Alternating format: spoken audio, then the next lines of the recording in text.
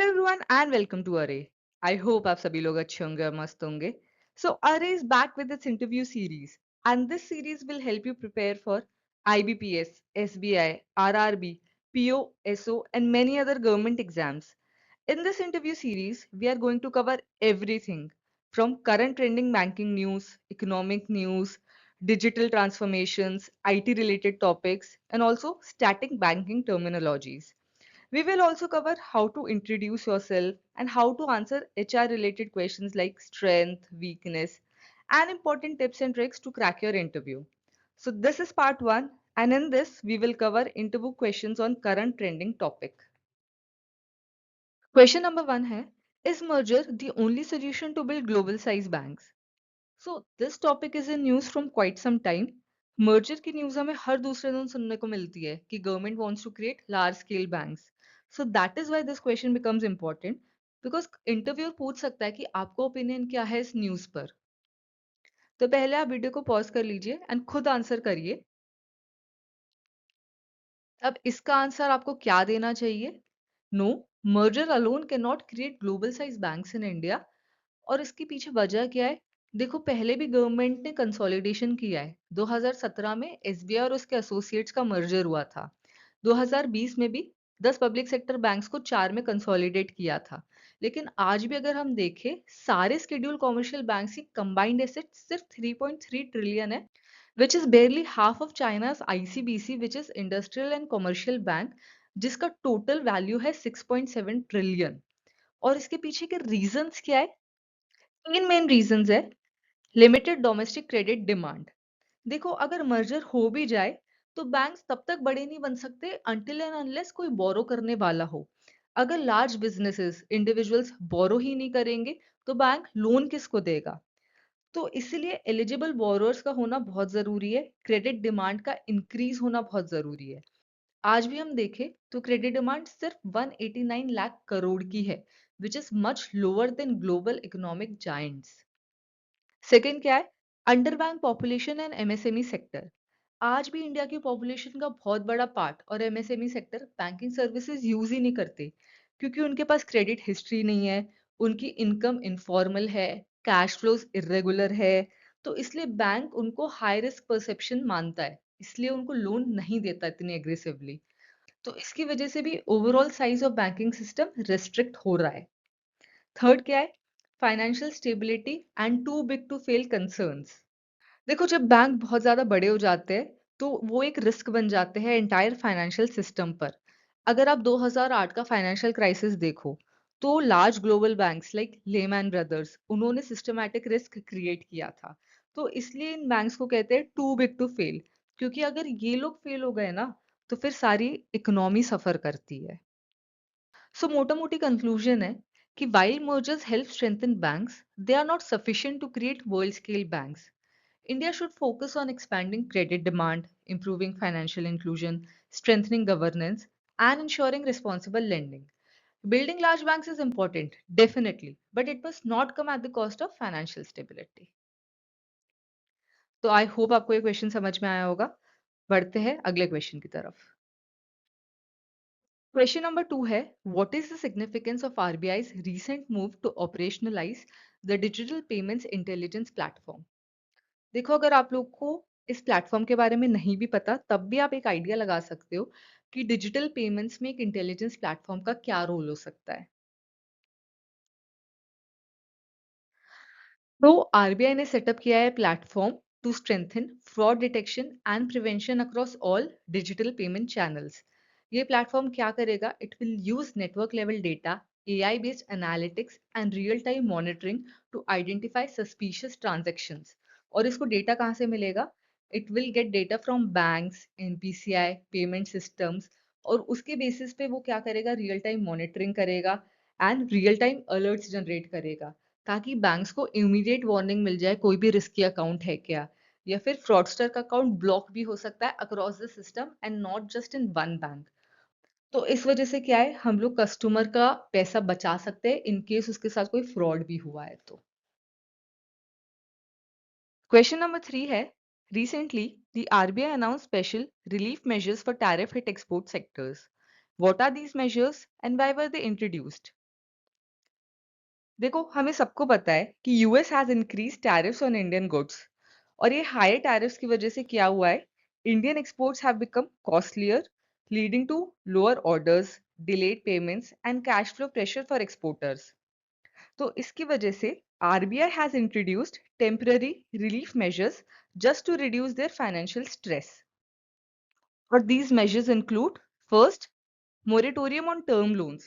Moratorium आपको पता होगा, it means temporary halt on loan payments given by bank and this allows you to avoid penalties during financial challenges. आप पर से pressure हट जाता है कि आपको अपना ईएमआई भरना है और आपके क्रेडिट स्कोर पर भी फर्क नहीं पड़ता है।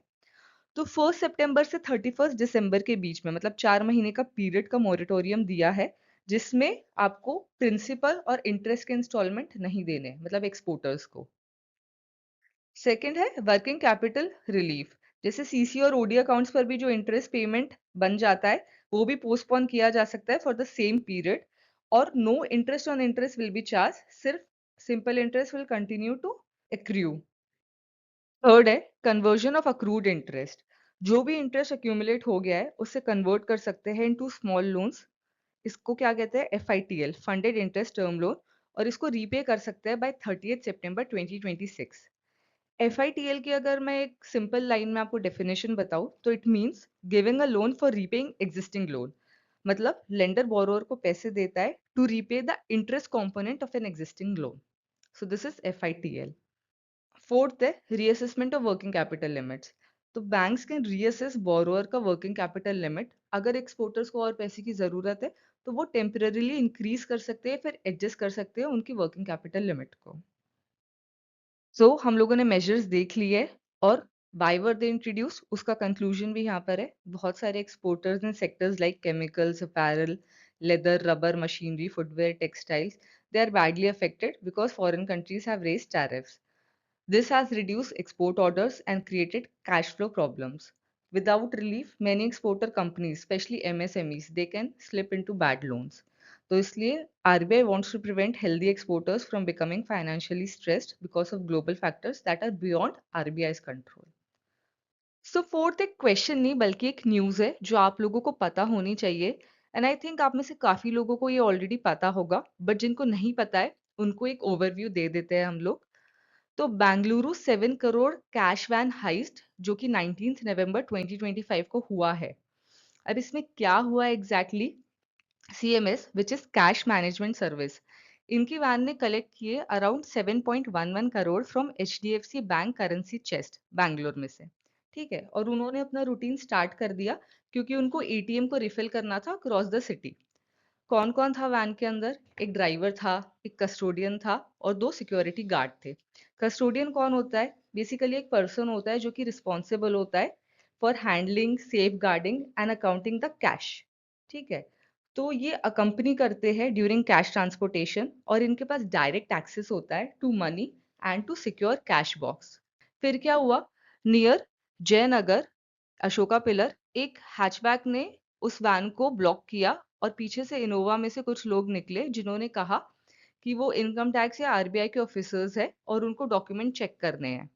और उसके बाद उन्होंने कस्टोडियन और गार्ड्स को इनोवा में बिठा दिया और ड्राइवर को अकेले बोला कि आप चलिए अब। और जो सिक्योरिटी गार्ड्स थे उनको क्या बोला कि आप अपनी गन्स वैन के अंदर ही छोड़ो, आप बस आके इनोवा में बैठ जाओ। तो ड्राइवर अकेला जा रहा होता है और बाकी कस्टोडियन और 2 सिक्योरिटी गार्ड इन 5-6 लोगों के साथ इनोवा में होते हैं।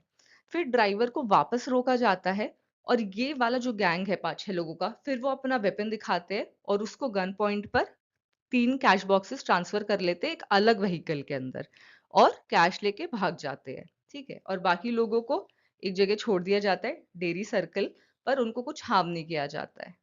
और इसके अंदर डीवीआर मतलब डिजिटल वीडियो रिकॉर्डर को रिमूव किया गया था वैन में से। जनरली कोई भी कैश रिलेटेड एक्टिविटीज होती है तो डीवीआर मैंडेटरी होता है, वो वैन के अंदर इंस्टॉल्ड होना चाहिए था, बट क्योंकि वो नहीं था तो ये क्या इंडिकेट करता है कि ये कुछ प्री प्लान्ड था। तो इस न्यूज में लेटेस्ट अपडेट क्या है, बेंगलुरु पुलिस ने 3 लोगों को अरेस्ट किया है और 5.76 करोड़ रुपए रिकवर किए हैं। जो 3 लोग अरेस्ट हुए हैं उसमें से एक पुलिस कांस्टेबल है, एक फॉर्मर एम्प्लॉय है सीएमएस इंफॉर्मेशन सिस्टम का और एक करंट एम्प्लॉय है।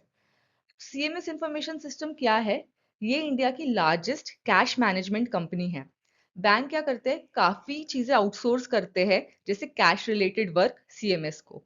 अभी वर्क क्या क्या हो सकते हैं, जैसे ट्रांसपोर्ट कैश होता है from bank vaults to ATM, loading cash into ATM, cash pickup and delivering for business. तो ये सारी चीजें सीएमएस इंफॉर्मेशन सिस्टम को बैंक आउटसोर्स करता है। मतलब इसके अंदर इनके इन्वॉल्वमेंट से क्या-क्या हो सकता है? देखो, फॉर्मर सीएमएस एम्प्लॉयी को पहले से पता होगा, उसको नॉलेज है कि कैश वैन के क्या रूट्स होते हैं, एटीएम लोडिंग का जनरली क्या शेड्यूल रहता है, security weakness, blind spots CCTV coverage में। और करंट एम्प्लॉयी को तो सारी चीजें पता है, वो ऑपरेशनल नॉलेज रखता है, उसने इन्फॉर्मेशन शेयर की होगी रियल टाइम में, कोऑर्डिनेशन किया होगा कि वैन के मूवमेंट्स क्या-क्या है। इन लोगों की नॉलेज की वजह से ये हाइस्ट पॉसिबल हो पाया था, बट पुलिस एक्टिवली काम कर रही है और बाकी सस्पेक्ट्स को भी बहुत जल्द अरेस्ट कर लेगी। So that was all for part 1। Video अगर अच्छा लगा तो लाइक कर दो, शेयर कर दो अपने फ्रेंड्स या फैमिली मेंबर्स के साथ जो भी प्रिपेयर कर रहा है। कमेंट सेक्शन में मुझे बताओ अगर कोई पर्टिकुलर टॉपिक कवर करना है तो। एंड चैनल नहीं सब्सक्राइब किया तो कर दो यार, फ्री है। Thank you so much and keep watching अरे।